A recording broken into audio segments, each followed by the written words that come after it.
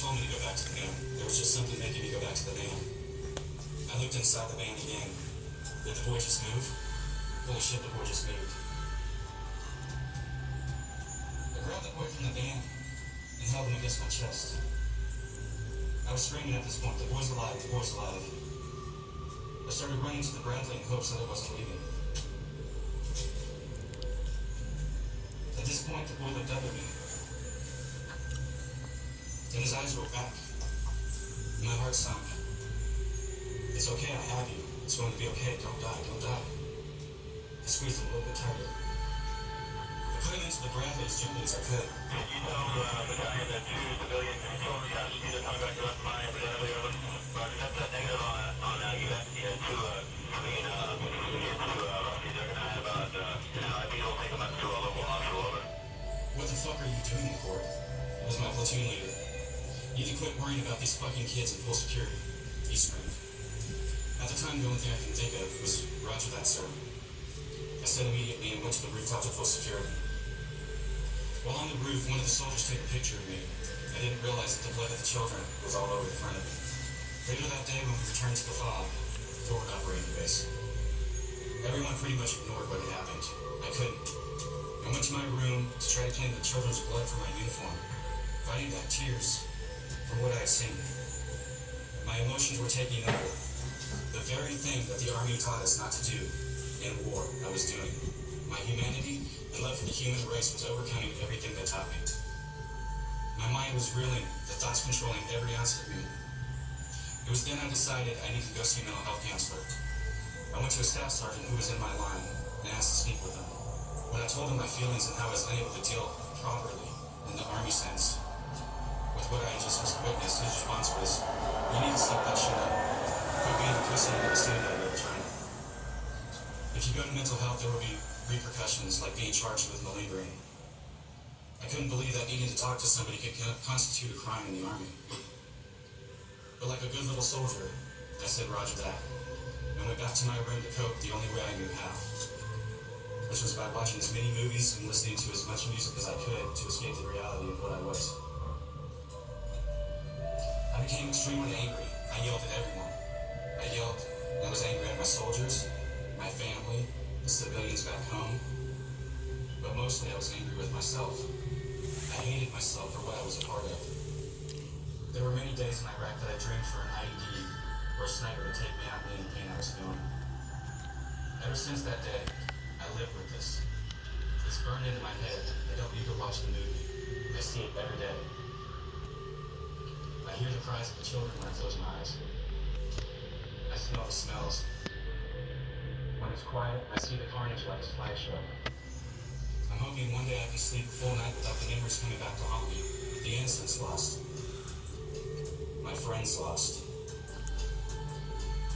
Hopefully one day I won't be so angry. Hopefully one day I'll help others see that they're not alone in valuing life. Thank you.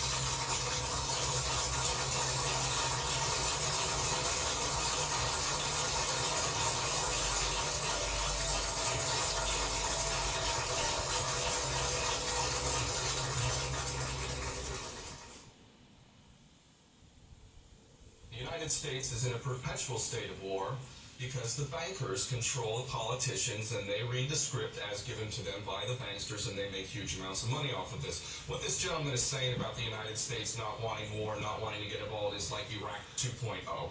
It's a repeat of the same rubbish that was said, oh, we don't want war, war is a last resort. That's absolutely untrue. It's a lie.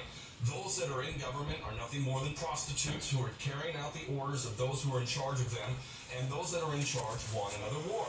And part of that is what we discussed earlier, the Greater Israel Project, to destabilize any Arab regime which might have any kind of autonomy and self-determination. Any regime in the Arab world that is not an absolute puppet cannot be tolerated. And who are the nations that we target? Those that are not puppets. We don't target those like the Saudi regime, which is the biggest human rights violator in that region. It's cutting off people's heads in public, cutting off hands. It is the most grotesque regime on the planet, and yet we give that regime weapons, and it's no problem whatsoever. The duplicity and hypocrisy of the United States and the West can't even be measured. It is so enormous. And these mouthpieces, such as this gentleman in Washington, Washington is only doing a disservice to himself and his country. And the fact is that American sons and daughters will get involved in this yet again. And these chicken hawks who are pretending to care about the Syrian people are going to be sacrificing not their own sons and daughters. I would like this man to send his sons and daughters and his grandchildren off to Syria when this turns into a greater conflict, because this is what we're flirting with, is a world war. A third world war. This is not a joke. We are flirting with a third world war on the basis that apparently we care so much about the Syrian people, just like we care so much about the Iraqi people and the Afghani people. The only people that buy this sort of stuff are either bought-off prostitutes or the dumbest of the dumb. And we're also led to believe that Assad is the dumbest idiot dictator on the planet now, isn't he? Because he invited UN inspectors to come in, and he brought them in on the very day that they come in. He decides to attack his own people 10 miles away from where the inspectors arrive. This is beyond ridiculous, and the only people that buy this, again, are bought-off prostitutes and the dumbest of the dumb. Well, thanks for being here tonight. I wasn't too worked up or anxious or nervous to come talk to folks, because fortunately or unfortunately, this is how I spend a lot of my time these days. I don't want to make any joke of it, but there is nothing natural about sitting on stage with lights and cameras and microphones. It's